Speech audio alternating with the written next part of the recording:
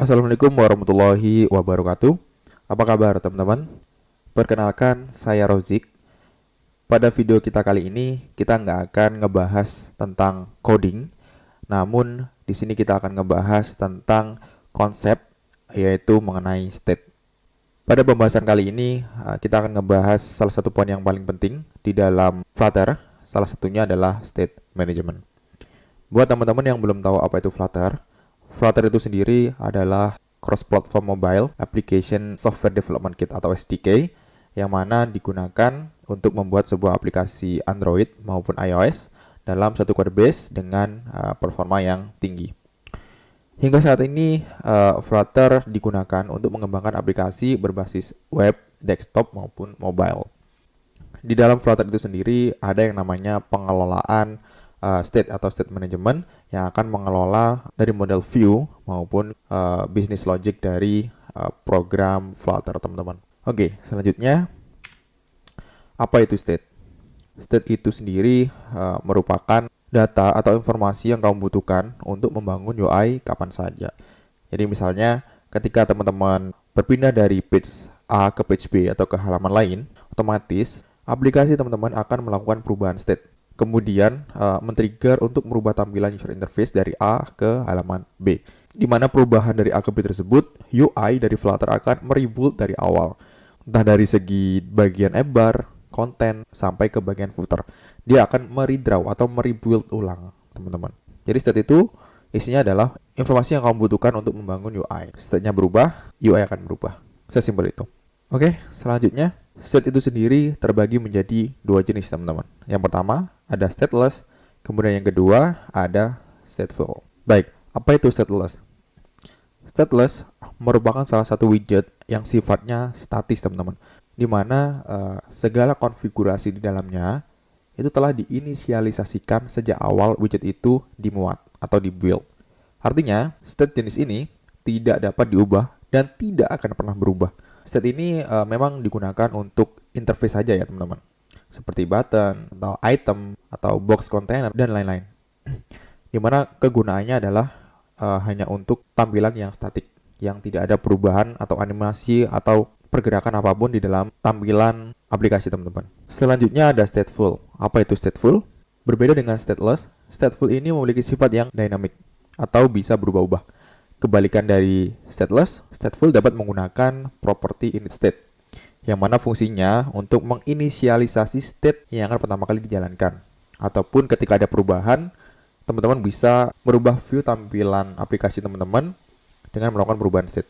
Dengan stateful, teman-teman dapat mengubah atau mengupdate, menambah widget lainnya berupa icon, warna, atau banyak lagi yang ada di dalam properti widget tersebut. Atau di sini bahkan teman-teman bisa merubah nilai dari suatu variabel dengan stateful. State management ini bisa diterapkan di stateful aja ya, teman-teman. Jadi itu jenis dari state yang perlu teman-teman ketahui sebelum mempelajari mengenai apa itu state management.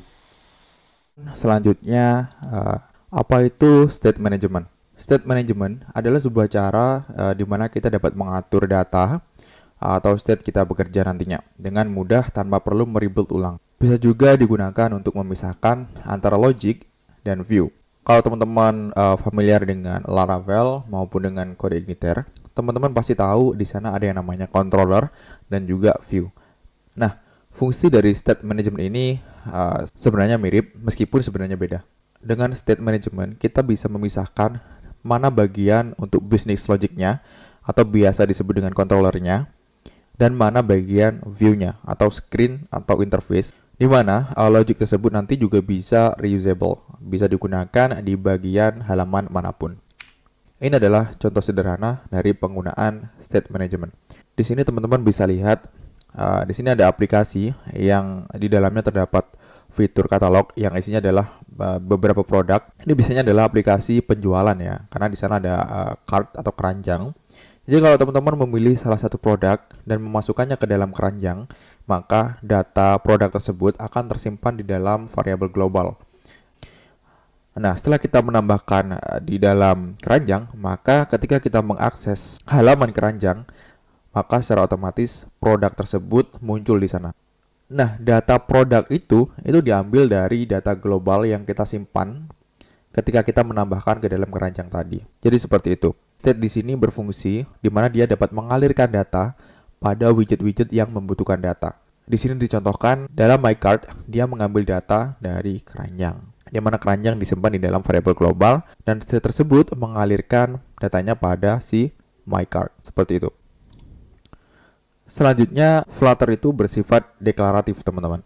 Artinya, Flutter membangun user interface-nya dengan merefleksikan setiap perubahan pada state. Nah, state inilah yang akan menjadi trigger untuk meredraw tampilan user interface ketika terjadi sebuah perubahan. Dari rumus ini sebenarnya sudah jelas ya, di mana UI itu dibentuk dari function yang dijalankan, di mana function itu memerintahkan atau membawa sebuah state atau perubahan apa yang akan dilakukan untuk si UI-nya. Ini bisa disebut sebagai trigger. Jadi triggernya nanti teman-teman tinggal bikin function aja. Ketika function itu dijalankan, nanti dia akan ngerubah si UI-nya.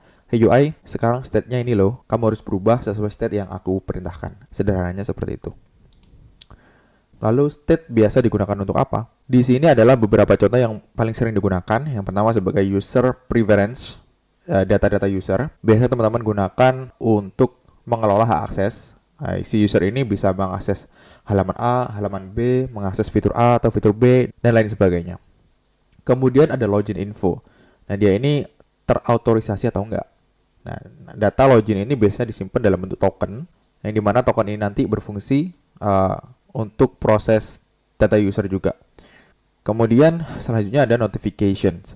Nah, notifikasi ini sama ya, dia itu sifatnya bisa running on background atau disimpan di dalam variabel global yang mana nanti bisa diakses pada setiap halaman. Jadi tidak hanya di halaman A saja, namun ketika teman-teman berada di halaman tertentu, teman-teman masih memungkinkan untuk mendapatkan sebuah notifikasi. Ya karena state-nya disimpan di variabel global sehingga teman-teman bisa mengaksesnya dimanapun dan kapanpun. Kemudian selanjutnya ada the shopping cart. Ya, ini sama seperti yang kita contohkan sebelumnya.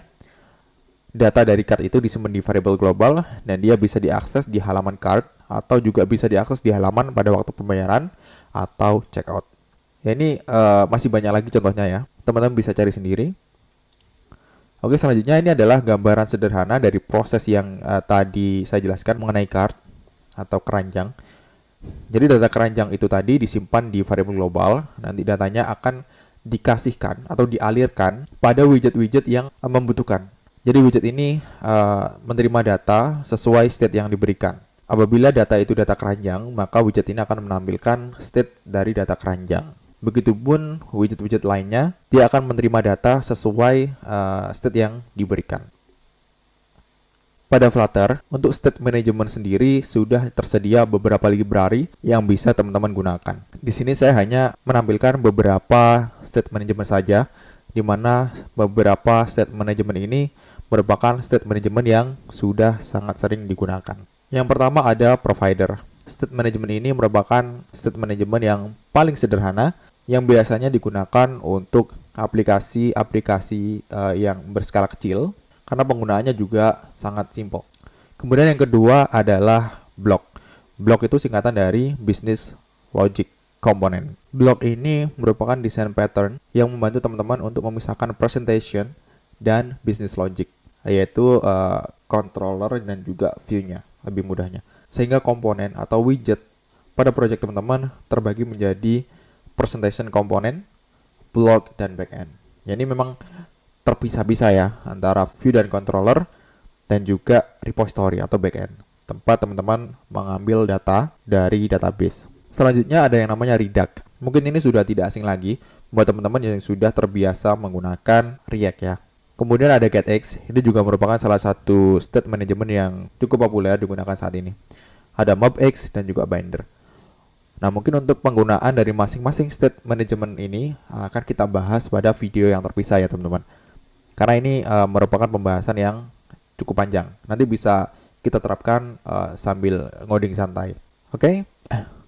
Mungkin untuk video kali ini sederhananya seperti itu, menjelaskan mengenai apa itu state management, bagaimana penerapannya, konsep sederhananya gimana. Semoga dapat membantu teman-teman dalam memahami pengertian dari state management. Kurang lebihnya saya mohon maaf, semoga bermanfaat. Saya akhiri, wassalamualaikum warahmatullahi wabarakatuh.